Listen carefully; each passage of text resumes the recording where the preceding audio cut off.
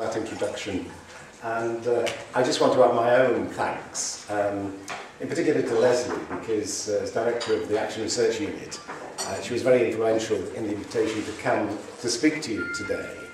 And it's one of the highlights of my professional year to actually come to talk with an audience like yourselves. So many thanks indeed, Lesley, for this. It really is a pleasure. What I was hoping to do in this keynote is to focus on two areas of transformation. And there's one that I think I've been emphasizing a lot as I've gone around the world and getting various keynotes, and that is to include your own eye within not only the inquiry and not only the abstract, but within the inquiry question that you actually ask yourselves. Because I think every action researcher is engaged in a self-study of some kind into improving their own practice, as well as trying to enhance the learning of others and possibly the social formation in which we live and work. We've got that emphasis on that kind of question, how do I improve what I'm doing?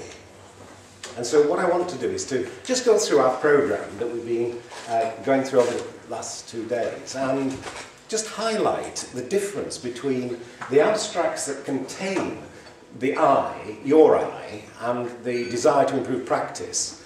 And then after some 36 presentations, I want to just ask, why is it that only 8 of them have got only I, we, or me in the title?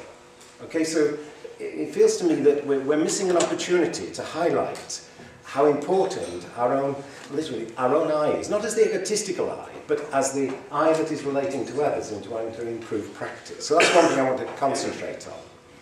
And then the other transformatory process I want to suggest that we engage in, and it may be at Heltassa in 2011, quite a number of the presenters here will come with videos that include themselves in their analysis of their practice.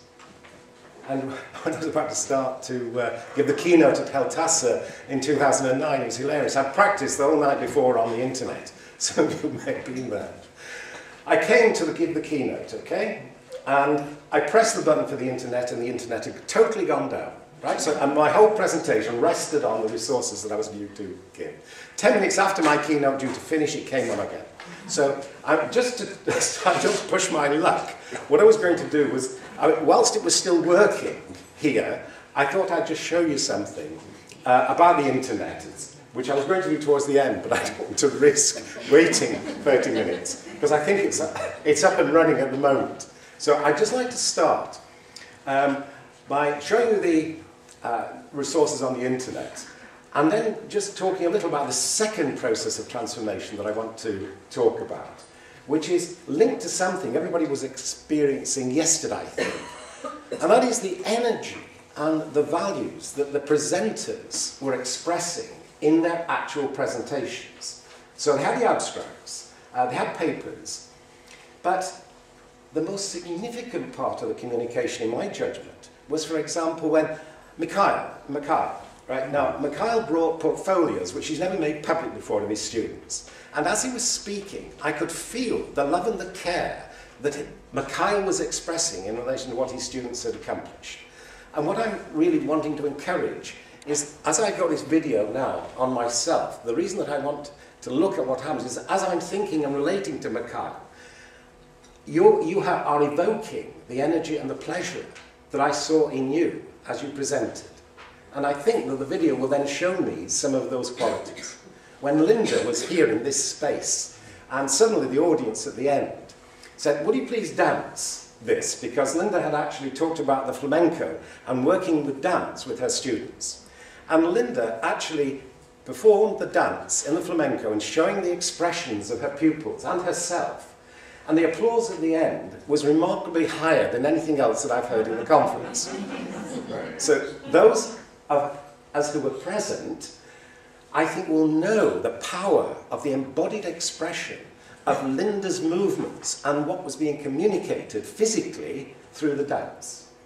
So what I'm hoping, in terms of transforming the nature of the knowledge that we've got, is that Linda, over the next year or so, will actually have some videos of her dance and the communication that was coming through that real tremendous energy and the love for the dance that you portrayed yesterday.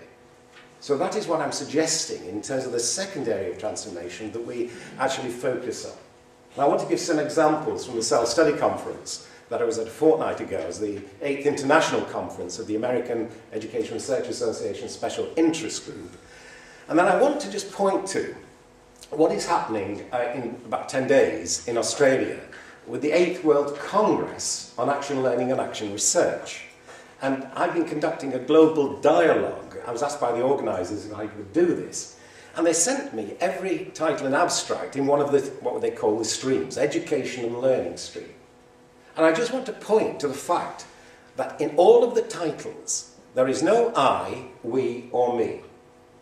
Now, this is a puzzle to me, because this organisation has been going 20 years. It's focused on action learning and action research. Right at the heart of the process of action research is a self-study of one's own practice in relation to others and the society in which we're in. And yet every one of these is somehow, and I think it is a cultural pressure, which conforms to the traditional form of scholarship, which takes out, I think, of the title, the transformative potential of including the I, we, or me. But I want to come back to that, and then just to engage with the programme that we've got here, because I do think these programmes are really important, just to highlight the issue of placing one's own I within the inquiry and put it in as the title. But let me just, so I don't lose this opportunity, just to show you some of the resources that are available on the web. Now, could I just ask, how many you have been into actionresearch.net? Could I That's great, quite a number of you. Now, what I want to do is just show you these resources that are freely available for us in terms of these kinds of inquiries which I've been promoting. Now, in the living theory section, you'll see that some of the 30 doctoral theses and programs that I've supervised to completion over the last 11 years, I've got them all on here. Okay, so you can actually access those. Now, the latest one, I had nothing to do with. The latest living theory one came from Canada, from Quebec, and it's a head teacher, it's called Marion Lothian. And Marion, 3 weeks ago, sent me her doctoral thesis and asked if I would put it on my website, saying that this is a living theory thesis. It's the first one that has been legitimated at McGill University, and you'll see the title, How Can I Improve My Practice to Enhance the Teaching of Literacy? Okay, so it's that issue of how can I improve my practice, and then the uniqueness of the inquiry to enhance the teaching of literacy. Again, if you just go down a few of the other, some don't have I in. This one, how do I improve my practice as an inclusion officer working in a children's service? And that was a master's dissertation that gained a merit, as it was put in last year, the very first living theory thesis for Bath Spa University, and that is a multimedia presentation, the very first that had included the videos of the practitioner researcher to make a point about her embodied values that she was expressing in practice.